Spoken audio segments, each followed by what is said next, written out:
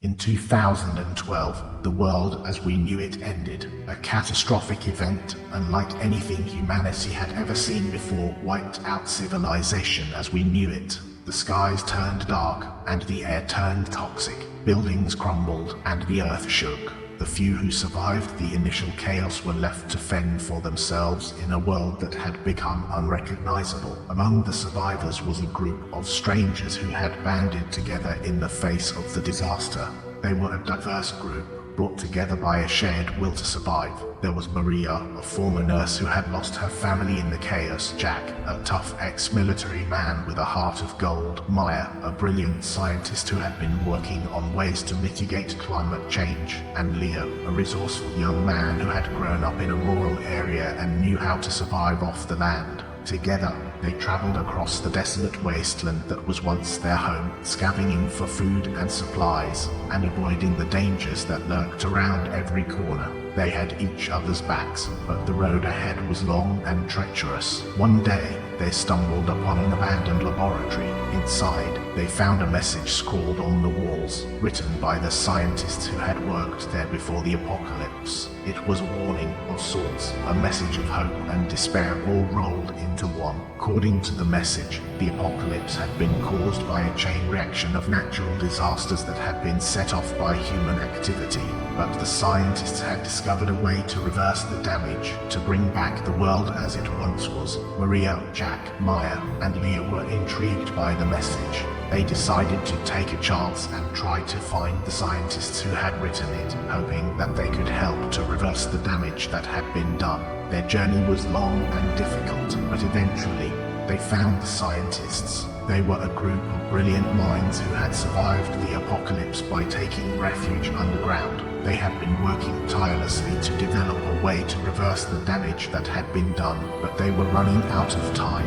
Maria, Jack, Maya, and Leo joined forces with the scientists, working around the clock to develop a plan. They had to act fast, as the damage was irreversible within a matter of months. Together, they built a machine that could purify the air, and they set out to deploy it across the world. As they continued their journey, the group faced even more challenges. They had to cross treacherous terrain, such as rocky mountains and swamps filled with dangerous creatures. They had to constantly watch their backs for raiders who were becoming more desperate for resources. One night, while they were camping, a group of raiders ambushed them. They managed to fight them off, but not without losing one of their own. It was a sobering reminder of the dangers they faced and the harsh reality of life after the apocalypse. They also had to deal with extreme weather conditions, such as scorching heat waves and freezing blizzards. They had to find shelter and resources to survive these conditions, which were becoming more frequent and unpredictable. As they traveled further, they encountered other survivors who were also struggling to survive. Some were friendly and joined their group, while others were hostile and tried to steal their supplies. The group had to navigate through these interactions, trying to keep their supplies and protect themselves without resorting to violence. But they pushed on, driven by the hope that they could bring the world back to life. Finally, after months of hard work, they succeeded. The air cleared, and the skies turned blue once again.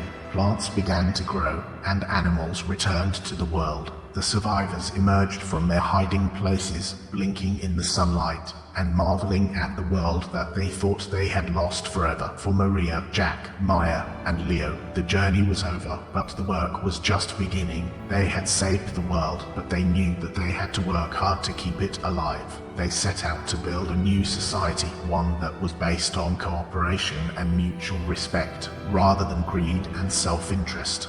They knew that they couldn't go back to the world that they had lost, but they were determined to build a new one, a better one, for themselves and for future generations. As they worked tirelessly to build the new world, they never forgot the lessons that they had learned during their journey. They knew that the world was a fragile place, and that they had to do everything in their power to protect it. They spread their message of cooperation and respect far and wide, inspiring others to join them in their quest to build a better world. They knew that it would not be easy, and that there would be many challenges ahead, but they were determined to succeed, to work hard to keep it alive. They set out to build a new society, one that was based on cooperation and mutual respect, rather than greed and self-interest. They knew that they couldn't go back to the world that they had lost, but they were determined to build a new one, a better one, for themselves and for future generations. As they worked tirelessly to build the new world, they never forgot the lessons that they had learned during their journey.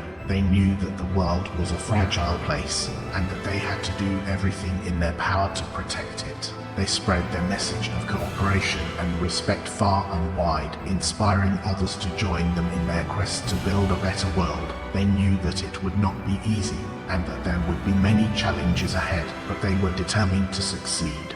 And as they looked out at the beautiful world that they had helped to create, they made a promise to themselves and to each other. They promised to never forget the lessons of the past, to never take the world for granted, and to always do their part to protect and preserve the natural world around them. Their message to future generations was clear. We are all stewards of this beautiful planet, and we must do everything in our power to protect it. We must learn from the mistakes of the past and work together to create a better, more sustainable future for all. Only then can we ensure that our children and grandchildren will inherit a world that is just as beautiful, just as vibrant, and just as full of life as the one that we know today.